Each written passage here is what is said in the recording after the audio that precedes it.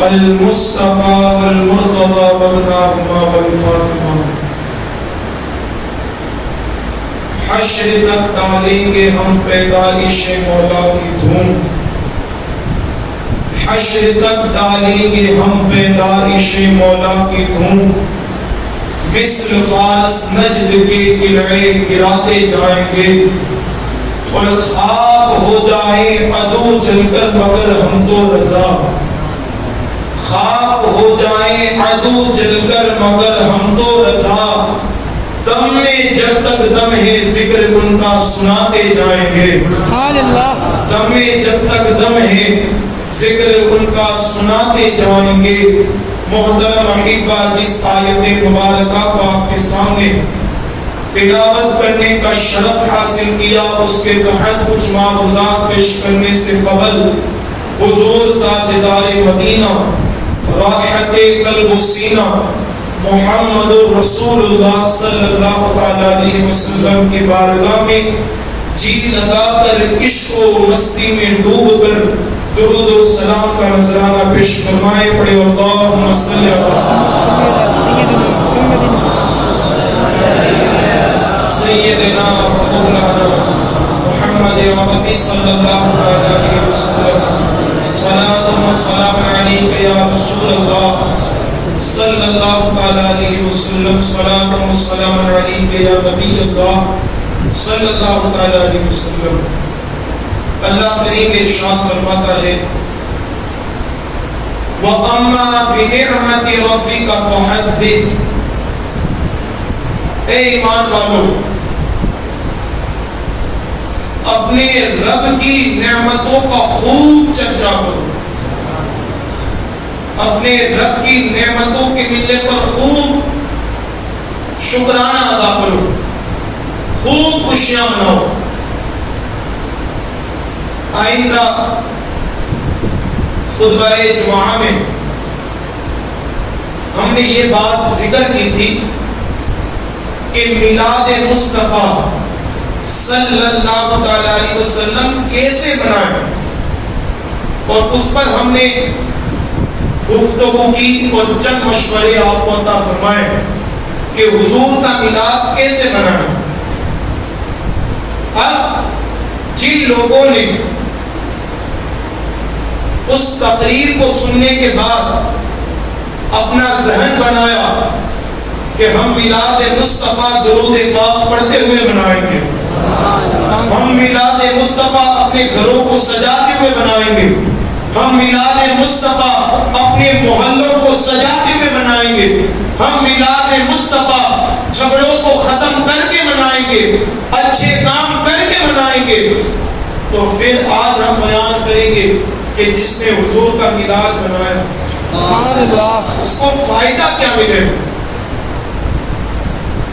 میلاد مصطفیٰ بنانے کا بینیفٹ کیا ہے، فائدہ کیا ہے۔ سب سے بڑا فائدہ تو یہ ہے جو میں آپ کو ذکر کروں، طرف کے بولے سبحان اللہ۔ حضرت ابن نعمان رضی اللہ تعالیٰ عنہ بیان کرتے ہیں کہ میں نے نبی پاک علیہ الصلوۃ والتسلیم کو خواب ہی میں پوچھا۔ کس کو پوچھا؟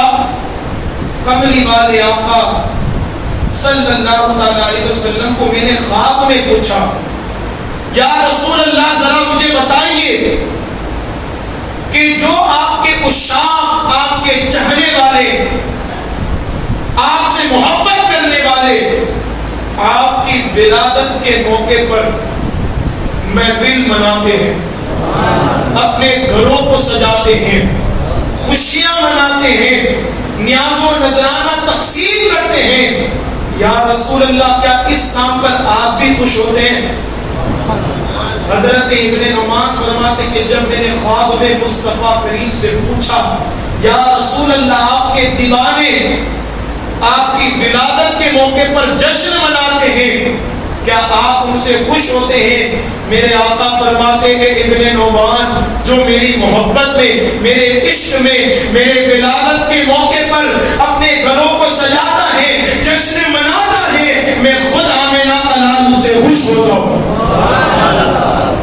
تو ایک فائدہ تو یہ ہے کہ جو میلاد مصطفیٰ بناتا ہے اس سے کملی والے آقا خوش ہوتے ہیں۔ اب جس سے کملی والے آقا خوش ہو جائیں پھر اس کی مقدر کی معراج ہے. بندہ کتنا بھی گنہگار ہو، کتنا بھی بڑا پاپی ہو، لیکن اگر اس سے مصطفیٰ خوش ہو جائے تو پھر اللہ بھی خوش ہو جاتا ہے. تیری رضا چاہتے ہیں دونوں عالم، رضا چاہتا ہے خدا، رضا چاہتا ہے رضا محمد صلی اللہ علیہ وسلم. تو سب سے بڑا انعام یہ ہے میلاد مصطفیٰ منانے والوں کے لیے کہ اس سے مصطفیٰ بھی راضی ہوتے ہیں اور اس سے خدا بھی راضی ہوتا ہے. آگے چلیں. حضور سید عالم صلی اللہ تعالی علیہ وسلم کے 12 چچا تھے. کتنے؟ 12. ان چچاؤں میں ایک چچا کا نام ہے جس کا نام ہے ابو لہب. کیا نام ہے؟ ابو لہب. نبی کونین صلی اللہ علیہ وسلم نے جب نبوت کا اعلان کیا تو حضور کے یہی چچا جس کا نام ابو لہب ہے، اس نے حضور پر بڑے ظلم ڈھائے، حضور کو گالیاں دی، حضور پر ظلم ڈھائے، حضور کا علن اعلان بائیکاٹ کیا گیا. حد تو یہ ہے کہ جب کونین کے والی صلی اللہ علیہ وسلم نے پہاڑ کی چوٹی پر کھڑے رہ کر یہ اعلان کیا کہ اللہ ایک ہے اور میں محمد بن عبداللہ اللہ کا بندہ اور اس کا رسول ہوں، تو یہی ابو لہب جو حضور کا سگا چچا ہے اس نے اپنے ہاتھوں سے اشارہ کرتے ہوئے کہا اے محمد تو برباد ہو جائے، تو ہلاک ہو جائے معاذ اللہ، تو نے ہم کو یہاں اس کام کے لیے جمع کیا. یہاں ابو لہب نے تو اپنی ناپاک زبان سے چند کلمات ہی کہے میرے نبی کی گستاخی میں، لیکن رب کو یہ گوارا نہ ہوا. فوراً اللہ نے ابو لہب کے مذمت میں پوری قرآن کی ایک سورہ نازل فرمائی اور اس سورہ کا نام ہے سورہ لہب. اللہ فرماتا ہے تبت یدا ابی لہب وتب ما اغنی عنہ مالہ وما کسب سیصلی نارا ذات لہب وامرأته حمالة الحطب فی جیدها حبل من مسد.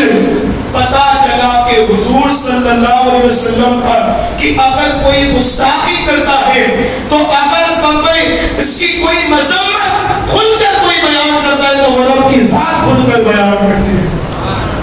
آج ہمارے یہاں کیا ہے کہ اگر کوئی حضور کا گستاخ ہو تو لوگ کہہ دیتے ہیں کہ بھائی جانے دو نا، کیا لگا رکھا ہے، اس کو اپنے طریقے پر زندگی گزارنے دو، ہم اپنے طریقے پر زندگی گزار رہے ہیں. حد تو یہ ہے کہ آج لوگ حضور کے گستاخوں سے اپنا رشتہ جوڑ رہے ہیں، حضور کے گستاخوں کو اپنے گھروں میں جگہ دے رہے ہیں، حضور کے گستاخوں کے گھر اپنی بیٹیوں کو دے رہے ہیں اور ان سے اپنا رشتہ جوڑ رہے ہیں، اپنے دسترخوان پر حضور کے گستاخوں کو بٹھا رہے ہیں. لیکن اللہ نے واضحتاً فرما دیا کہ جو حضور کا گستاخ اگر تمہارا بھائی بھی ہو تو اسے چھوڑ دو، تمہارا باپ بھی ہو تو اسے چھوڑ دو، تمہاری سگی ماں بھی ہو تو اسے چھوڑ دو. اور آج ہم حضور کے گستاخوں کو جگا دے رہے ہیں. یہاں اللہ نے بتا دیا کہ جس طرح تم حضور کی محبت میں حضور کی تعریف کرتے ہو، حضور کی ثنا بیان کرتے ہو، اور جب اگر کسی گستاخ رسول کو دیکھو تو اللہ کی سنت پر عمل کرتے ہوئے فوراً اس کا بائیکاٹ کرو، فوراً اس کا بائیکاٹ کرو، اس کو اپنے گھروں سے نکالو، اپنے محلے سے نکالو، اپنی مسجدوں سے نکالو. یہ اللہ نے ہمیں بتایا. تو یہ حضور کے سگے چچا جس کا نام ہے ابو لہب، حضور کی بڑی گستاخیاں تھیں. آپ دیکھیں میلاد مصطفیٰ پر خوشیاں اگر اپنا بنائیں تو بھی اسے نوازا جاتا ہے، اور اگر کوئی غیر بنائے تو اسے بھی نوازا جاتا ہے. جب ابو لہب نے پوری زندگی آقا دو جہاں صلی اللہ علیہ وسلم کی گستاخیاں کی حضور صلی اللہ علیہ وسلم پر ظلم ڈھائے، بڑی تکلیفیں ابو لہب نے میرے آقا کو دی. جب یہی ابو لہب اپنے گھر میں بیٹھا ہے، میرے آقا صلی اللہ علیہ وسلم آمینہ کا لال، کعبے کا کعبہ، سارے نبیوں کا امام جب حضرت آمینہ کے گھر پر پیدا ہوتے ہیں، میرے آقا تشریف لاتے تو اس وقت ابو لہب کی سگی باندی غلام جس کا نام صوفیہ تھا وہاں موجود تھی. اس نے جیسے ہی دیکھا کہ عبداللہ کے گھر آمینہ کی گود میں ایک خوبصورت بچہ پیدا ہوا ہے، ایک خوبصورت بچہ پیدا ہوا ہے، فوراً دوڑی ہوئی اپنے آقا ابو لہب کے پاس گئی اور جانے کے بعد کہا، او ابو لہب، مبارک ہو تمہارے مرحوم بھائی عبداللہ کے گھر پر ایک خوبصورت بچہ پیدا ہوا ہے، خوبصورت بچہ پیدا ہوا ہے. ابو لہب خوش ہوا اور اس نے اسی وقت انگلی کا اشارہ کرتے ہوئے کہا، اے میری باندی، میری غلام صوفیہ، آج تو نے بہت بڑی خوشی مجھے دی ہے کہ میرے مرحوم بھائی کے یہاں ایک بیٹے کی ولادت ہوئی ہے. جا میں آج ہی تجھے آزاد کرتا ہوں اس خوشی کے موقع پر. فوراً ابو لہب نے اسے آزاد کر دیا. پھر یہی نبی بڑے ہوئے، نبوت کا اعلان کیا، یہی ابو لہب دشمن ہو گیا اور کسی دشمنی ہی میں کافر ہو کر دنیا سے جاتا ہے. جیسی مر گیا قبر میں پہنچا. 1 سال کے بعد حضور کے سگے چچا جس کا نام حضرت عباس تھا، جو میرے آقا پر ایمان لائے تھے، میرے آقا کا کلمہ پڑھا تھا، انہوں نے خواب میں دیکھا ابو لہب کو. تو ابو لہب کو جسی خواب میں دیکھا تو پوچھا، او ابو لہب ذرا بتا کیسی گزر رہی ہے، قبر میں کیسی گزر رہی ہے، قبر میں کیسی گزر رہی ہے. ابو لہب نے کہا، بھائی عباس، بڑی تکلیف ہے، بڑی تکلیف ہے، بڑی الجھنیں ہیں. یہاں رک کر ایک بات نہ کہوں، جو کہتے ہیں کہ حضور کا میلاد نہ مناؤ، حضور کی میلاد پر خوشیاں نہ مناؤ، حضور کا ذکر نہ کرو، پھر ان کا قبر میں کیا بنے گا، ان کی قبر کی کیفیت کیا ہوگی، ان کے قبر کے حالات کیا ہوں گے. اللہ رب العزت ایسے لوگوں کو ہدایت عطا فرمائے. تو ابو لہب سے پوچھا، میرے بھائی ابو لہب ذرا بتا قبر میں حالت تیری کیسی ہے. ابو لہب نے کہا، میرے بھائی عباس، بڑی تکلیفیں ہیں، ہر دم عذاب پر عذاب، لیکن بات ایک یہ ہے کہ جب بھی سوموار کا دن آتا ہے، جب بھی پیر کا دن آتا ہے، تو میرے عذاب کے اندر کمی ہو جاتی ہے اور میری شہادت کی انگلی سے مجھے کوثر کا جام پلایا جاتا ہے. تو ابو لہب سے خواب ہی میں حضرت عباس نے پوچھا، اور ابو لہب تجھ پر یہ عنایتیں کیسی، تو نے دنیا میں ایسا کون سا نیک عمل کیا تھا کہ جس کی بنیاد پر تجھے سوموار کے دن راحت ہوتی ہے، سکون ہوتا ہے اور تیری شہادت کی انگلی سے تجھے جام کوثر پلایا جاتا ہے.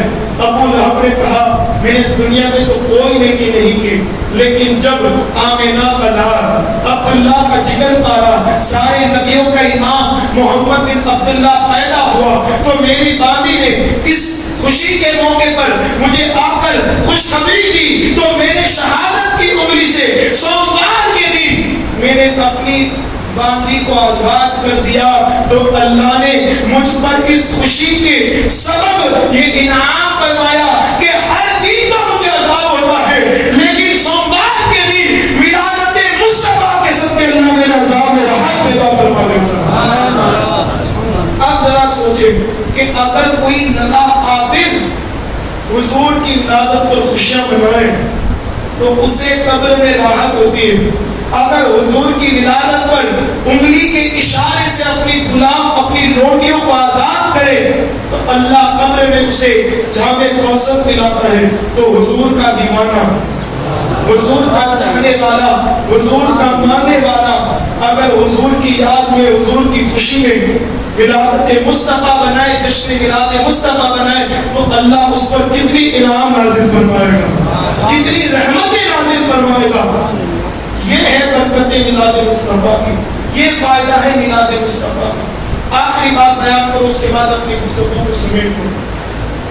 مدینہ شریف کے اندر ایک بزرگ رہتے تھے جن کا نام تھا محمد ابراہیم۔ تجارت کرتے تھے، بیچارے غریب آدمی تھے، پورا دن صبح سے لے کر شام تک تجارت کرتے۔ تجارت کے بعد جو رقم انہیں ملتی، آدھی رقم اپنے گھر والوں کے لیے اور آدھی رقم حضور کے میلاد کے لیے جمع کرتے، آدھی رقم کو ایک جگہ جمع کرتے، کس لیے؟ حضور کے میلاد کے لیے۔ پورا سال تک یہی معمول کہ جو بھی کماتے اس کے دو حصے کرتے، ایک حصہ اپنے لیے اور ایک حصہ حضور کے میلاد کے لیے۔ مدینہ کی زمین تھی، یہ کیا بھی بڑے مقدر کی بات ہے، میلاد مصطفیٰ بھی ہو اور سامنے گنبد خضرا بھی ہو، یہ مقدر کی بات ہے۔ تو پورا سال ان کا یہ معمول رہتا ہے، لیکن جب حضور سید عالم صلی اللہ علیہ وسلم کی ولادت کا دن آتا تو وہ ساری رقم جو انہوں نے جمع کی ہوتی سال بھر، اس کو نکالتے اور نکالنے کے بعد اپنی بیوی کو دے دیتے، کہا کہ اس سے بہترین کھانے بناؤ، بہترین غذائیں بناؤ، اور اپنے گھر کو سجاتے اور اپنے گھر ہی میں میلاد مصطفیٰ کا انعقاد کرتے، بڑی شان و شوکت کے ساتھ میلاد بناتے۔ ان کی بیوی بھی اس کے اندر بڑا حصہ لیتی اور کھانا بناتی۔ پوری زندگی یہ معمول رہا۔ ایک وقت آیا کہ ان کی بیوی انتقال کر گئی، ان کی بیوی دنیا سے چلی گئی، لیکن یہ عاشق مصطفیٰ تھے، اسی طرح معمول کے ساتھ حضور کا میلاد بناتے رہے۔ ایک وقت وہ بھی آیا کہ یہی شیخ ابراہیم رحمۃ اللہ علیہ بیمار ہو گئے اور بیماری کی حالت میں انہیں یقین ہو گیا کہ اب میں دنیا سے چلا جاؤں گا، میری موت ہو جائے گی۔ تو انہوں نے اپنے سگے بیٹے کو اپنے پاس بلایا اور بلانے کے بعد کہا کہ وہ میرے بیٹے، جب میں دنیا سے چلا جاؤں تو مجھے غسل دینا، کفن دینا، میری نماز جنازہ پڑھانا اور مسلمانوں کے قبرستان میں مجھے دفن کر دینا، لیکن ایک وصیت ہے کہ فلاں جگہ پر میں نے 50 درہم سنبھال کر رکھے ہیں، تو اسے نکال لینا اور لینے کے بعد کوئی نیک راہ میں خرچ کر دینا تاکہ اللہ اس کا ثواب مجھے قبر میں عطا فرمائے۔ تو اس کے بعد حضرت شیخ ابراہیم انتقال کر گئے۔ جیسے انتقال کر گئے، نماز جنازہ ہوئی، تجہیز و تکفین ہوئی، اور اس کے بعد وہی لڑکا 50 درہم کو لیتا ہے اور لینے کے بعد مدینہ کے قاضی کے پاس جاتا ہے اور جانے کے بعد پوچھتا ہے، حضرت بتائیے میرے باپ نے 50 درہم چھوڑے اور مجھے وصیت کی ہے کہ میں کوئی نیک عمل پر اسے خرچ کروں، ذرا مجھے بتائیے میں کون سی راہ میں اسے خرچ کروں؟ حضرت نے جواب دیا کہ بھائی تو اس پیسے کو مسجد بنانے میں خرچ کر دے، اللہ تیرے باپ کو ثواب عطا فرمائے گا۔ پھر وہی لڑکا دوسرے عالم کے پاس گیا، تیسرے، چوتھے، پانچویں، ساتویں، آٹھویں، 8 علماء کے پاس گیا اور 8 علماء سے یہی پوچھا، ذرا مجھے بتاؤ کہ اس پیسوں کو میں کس راہ میں خرچ کروں؟ ہر عالم نے اپنے اپنے طور پر وظیفہ دیا کہ بھائی تو اس مال کو مدرسے میں خرچ کر، کسی نے کہا کہ یتیموں پر خرچ کر، کسی نے کہا کہ جہاد کے لیے خرچ کر، ہر کسی نے اپنا مشورہ دیا۔ یہ 8 علماء کے پاس نیک عمل لا کر اپنے گھر آیا اور سوچنے لگا یار کہ کس راہ میں خرچ کروں، اتنے سارے نیک عمل ہیں، کون سی راہ میں خرچ کروں تاکہ میرے باپ کو فائدہ پہنچے؟ بس اسی الجھن میں سویا، آنکھیں بند ہوئی، میدان محشر ہے، لوگوں کا فیصلہ ہو رہا ہے، کوئی جنت میں جا رہا ہے، کوئی جہنم میں جا رہا ہے۔ یہ بیچارہ گھبرایا کہ اب میرا کیا ہوگا، کہ بھئی اللہ مجھے جہنم میں داخل نہ کر دے۔ اس پر کرم ہوا کہ اللہ نے اس کے لیے فیصلہ فرمایا کہ اس بندے کو جنت میں داخل کر دیا جائے۔ پھر اسے جنت میں فرشتے لے کر گئے जन्नत की पहली मंजिल, तड़प के बोले सुभान अल्लाह। उसने पहली मंजिल को देखा, क्या देखा? हसीन बाग है, हसीन महल है। पहली मंजिल, दूसरी मंजिल, तीसरी मंजिल, चौथी मंजिल, पांचवी मंजिल, छठी मंजिल, सातवीं मंजिल, सातों मंजिलों को जन्नत में उसने देख लिया, ख्वाब ही ख्वाब में देखा। अब आठवीं मंजिल आई, जन्नत का दरवाजा बंद, आठवीं मंजिल का दरवाजा बंद। हर कोई चाहता है कि इस मंजिल के अंदर में दाखिल हो जाऊं, दरवाजे पर खड़ा। इस बंदे के दिल